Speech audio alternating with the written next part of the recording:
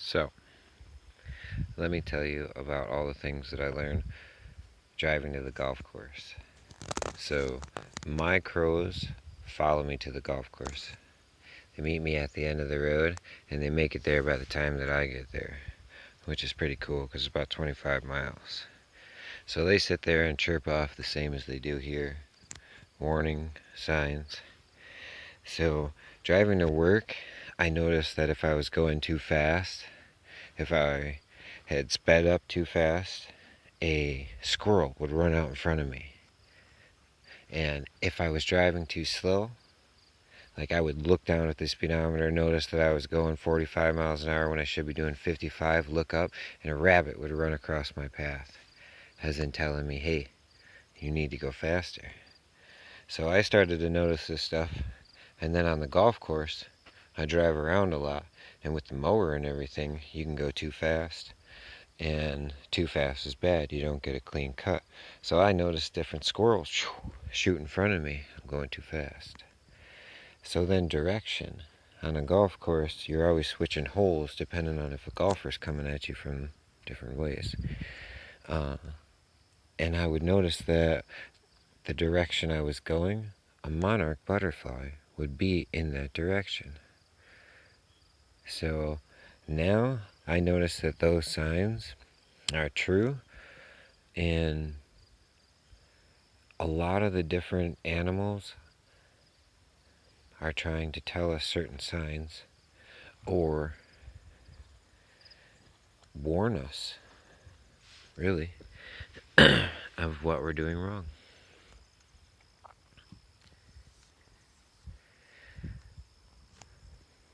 So now my rides to work,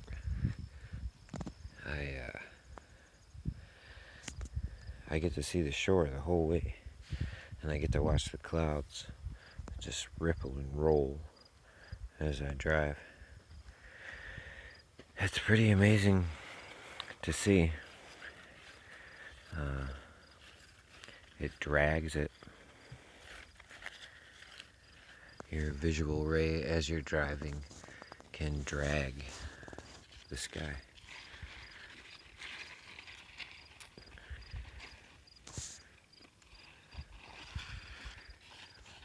So these cukes are doing pretty good. The soil is super wet. The golf course is super compacted. Fungus everywhere.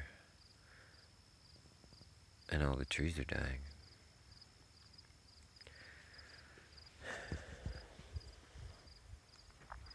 So, I went back to work to tell my friends, kind of try to show them all the waves, show them the sky, try to teach them exactly everything that I learned about how the sun is connected through us and his energy flows through you and he uses you.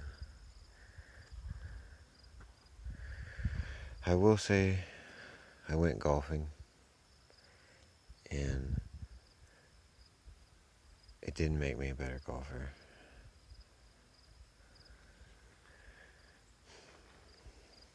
But I feel bad about golfing, hitting the trees, and we shouldn't be having any type of fun while everything's dying. But I go golfing just to try to teach them. And I'm pretty sure that I can move the ball as it goes towards the hole. On TV too.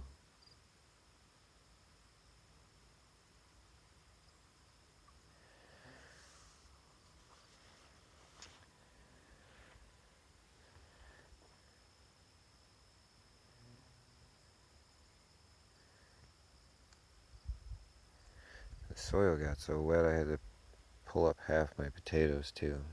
They started to rot out.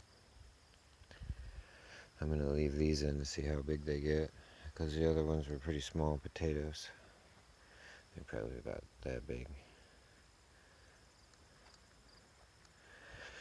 I left a lot of weeds in the center here because I wanted to measure and see if it mattered, right, corn-wise, because we spend a lot on, pesticides and stuff like that. So I just wanted to see if the corn grew different with leaving the weeds. The corn and the beans grew different. And I'll be honest with you, this one looks better and the beans look better than the ones where I weeded. These plants down in here, they're pretty.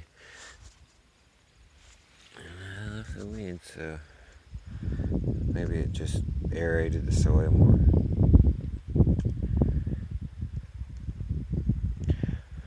So I'm gonna pick what beans I have, pick what cucumbers I have. I started to try to make pickles, and I need to put up a fence, which is bad, which lifts the ceiling. But you need it or the deer will eat your corn.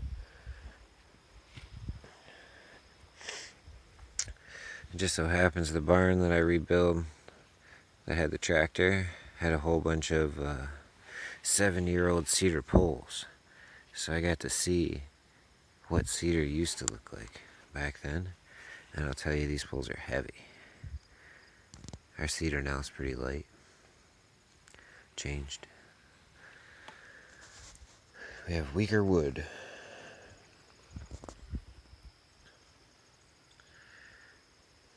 Alright. I got work to do.